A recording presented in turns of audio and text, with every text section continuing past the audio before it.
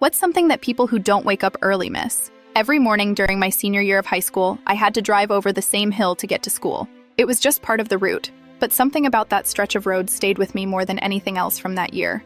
It curved steadily upward, 2 lanes, mostly quiet before 7 a.m., flanked on both sides by tall grass and occasional groves of eucalyptus trees. At the top, the road crested and opened into a view so wide and still that it always made me ease off the gas and just look. Beyond that crest was a shallow valley. In the distance were mountains, not jagged or dramatic, but soft and sprawling, the kind that took the morning light like a canvas. On clear days, the sunrise stretched across them like it was being poured from a pitcher. On foggy mornings, it was different. The mist would collect in the dips between the hills and roll slowly, like breath against cold glass. Some mornings, the fog was so thick the mountains looked like islands in a white sea. Other times, the sky burned orange and pink, bleeding into each other over layers of shadowed trees and rooftops. The houses were always there too, dotted across the ridges. Some of them looked like mansions. I used to wonder what it would feel like to live up there, to wake up and look out your window and see the world beneath you, wrapped in fog or morning gold. I imagined a huge kitchen with tall windows, maybe a woman in a robe and slippers holding a mug of coffee,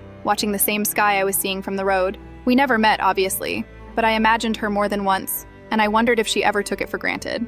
It wasn't just the view.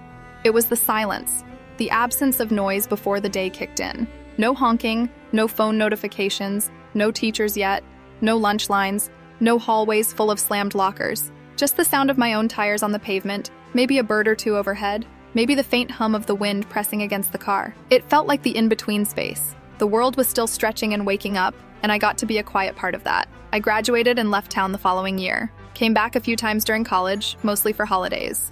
On those trips, I sometimes drove the old route just to see if it still felt the same. But I never managed to go in the morning. It was always afternoon by the time I passed over the hill. It was still pretty, in the way most familiar places are, but different. The sun was higher, harsher, the shadows were smaller. The whole place felt busier, cars coming in both directions, people rushing somewhere, someone honking, a cyclist veering out of the bike lane. The view was still technically there, but it felt muted, like looking at a painting instead of standing in the scene. I realized I hadn't just missed the mountains or the fog. I missed the quiet moment when they belonged to me and no one else. When the world hadn't fully started yet, and everything felt possible and untouched. That version of the morning, that particular light, that particular silence, is something I don't think I could recreate now, even if I got up at the same time and drove the same road. It was tied to that exact window of my life, and once it passed, it passed. Sometimes when I wake up early in a new place, I think about that hill and those mountains. I wonder if someone else is driving over it now, slowing down at the crest, watching the same fog roll through,